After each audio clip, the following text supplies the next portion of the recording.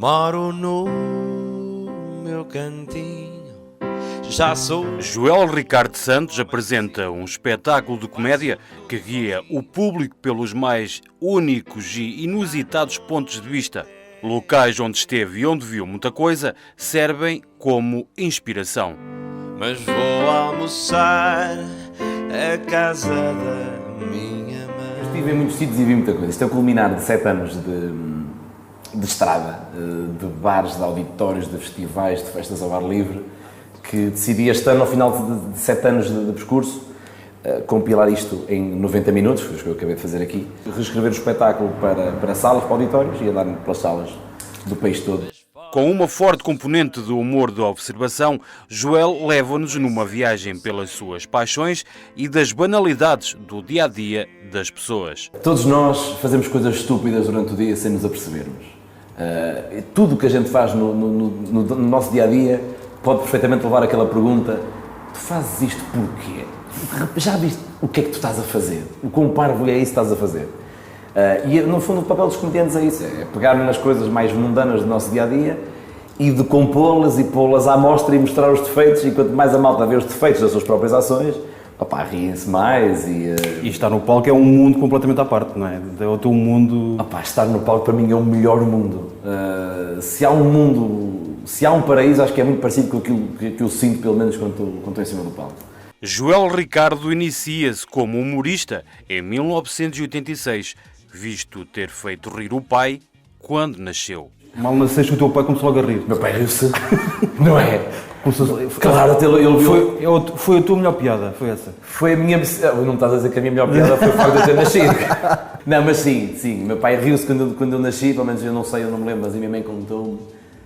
E eu acho que se for a contabilizar qual é que foi a primeira vez que eu fiz rir alguém, acho que foi mesmo no dia em que eu nasci, o meu pai, aquele riso. O meu pai era o meu maior crítico, isso aí não há dúvida nenhuma, mas também era das pessoas mais orgulhosas era de mim. Se o meu pai hoje pudesse vir cá abaixo e ver estas coisas que eu tenho feito, pelos festivais do país, no estrangeiro, pá, ficava muito orgulhoso, se calhar até mais do que eu. O que é que tens a dizer sobre o projeto Vertigem?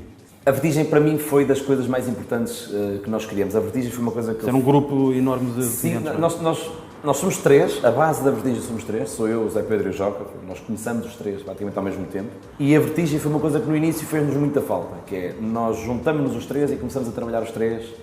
No início, a gente precisa de bares para ir e treinar e preparar e experimentar. E a Vertigem, naquela fase, foi fundamental, em que demos trabalho tanto uns aos outros, como a outros comediantes, e espetáculos pelo país fora.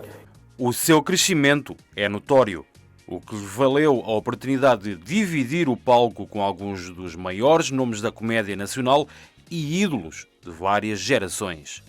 Quando tu começas a estar atento à comédia, tu começas a ter ídolos, que há os Hermanos José, depois aquilo é geracional, há várias gerações, vais apanhando vários ídolos, e hoje eu consigo dizer que já atuei ao lado de praticamente todos eles. E aprendeste muito com eles? Aprendi muito com eles, aliás, são os maiores que mostram mais humildade perante quem está a começar. Por exemplo, o Herman teve um gesto, na primeira vez que eu atuei que atuamos juntos, ele ia entrar a seguir a mim, ele teve o cuidado de sair do camarim, chegar à minha beira, antes de eu entrar, dar-me um abraço, parte isto tudo. Eu entrei para dentro do palco, ele esteve a ver o meu espetáculo, quando eu saio ele entra, e quando ele sai, opá, estive a ver o teu espetáculo, tens esta piada que é fixe, tens isto aqui é bom, tens isto é porreiro, tens um gajo como o Herman que diz, vou ver este gajo, pá, é muito bom. As redes sociais são cada vez mais uma ponte importante para o seu trabalho. Só no canal de YouTube conta já com mais de 500 mil de visualizações. Cada vez mais os artistas são um bocadinho reféns das redes sociais, temos que estar sempre a publicar coisas, temos que estar sempre a publicar, porque se não estiveres sempre a publicar, a malta pensa que tu morreste. E depois é sempre aquela coisa do, olha, conheces este gajo? Não, mas tem coisas no YouTube, é sempre a primeira pergunta que eles te fazem. Exatamente. Então tens que criar conteúdo. O meu YouTube tornou-se viral porque eu fiz umas músicas na altura que ficaram conhecidas aqui há 3, 4 anos, dos clubes, do Benfica, do Porto e do Sporting, não sei o quê, e na altura isso catapultou a minha página de YouTube. Aí, entretanto, tenho aí uns projetos com umas entrevistas e vão tendo umas coisas de humor ali no meio e está muito giro. E agora vou começar a trabalhar ainda mais. Stand-up comedy é é uma arte de palco que... Fazer humor é muito variado, não é? Fazer humor, podes estar ali a tocar músicas humorísticas, estás a fazer humor, podes estar ali a fazer um teatro humorístico, estás a fazer humor. Estar ali a interpretar um texto que é teu, à partida chama-se isso stand-up comedy. A maior parte do improviso que eu faço é sem querer. Eu acho que quando estás em palco, E também captas a atmosfera do público, não é? E isso leva-te apanhas isso e tu vais ali, vais junto com o público, não é? Tu acabas por nem te aperceberes das coisas que vais dizendo, porque aquilo vai-te saindo assim, e depois tu, quando estás em palco, ficas em modo de sobrevivência. É como um animal que precisa de matar para comer, ou seja, estás em palco, tens que fazer rir as pessoas.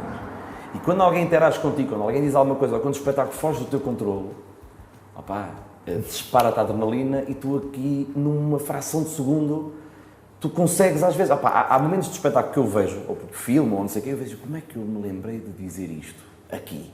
Opá, foi porque eu realmente estava com a adrenalina ao máximo, não é? Exato. E o improviso vai muito atrás disso. Ao longo do espetáculo, Joel chama a plateia à razão.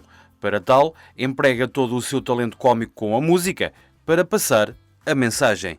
Eu adoro música e fazia todo sentido, pelo menos no meu primeiro espetáculo a solo, no meu primeiro grande espetáculo, meter o fator música. Eu com 6 anos comecei a aprender a tocar piano, com 7 anos dou o meu primeiro concerto, não tinha nada a ver com comédia, quer dizer, eu se visse agora ria-me. A música faz parte da vida de toda a gente mete música no rádio, mete música em todo lado, qualquer filme tem música, qualquer novela tem música, porque a música transporta-nos para um ponto do caraças. Imaginem,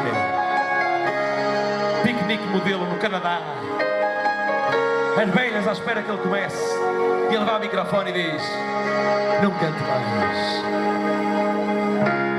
Look into my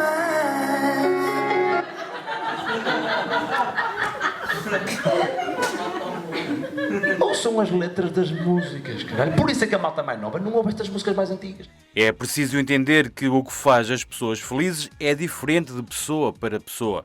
Somos os especialistas da nossa própria felicidade. Joel Ricardo Santos sabe bem o que faz bem às pessoas. Eu quero que o meu espetáculo, que a malta entre no meu espetáculo de uma maneira e saia melhor. Se chegarem tristes, quero que saiam contentes. Se chegarem mais ou menos, quero que saiam contentes. Se entrarem contentes, vão sair ainda mais contentes. É isso que eu quero no meu espetáculo. E a gente luta pela vida, mas no fundo temos sempre esta bandeira no coração e onde há um português, há alegria. Obrigado a todos que saíram de casa para me acompanharem e me aturar hoje. Muito obrigado a todos. Até à próxima!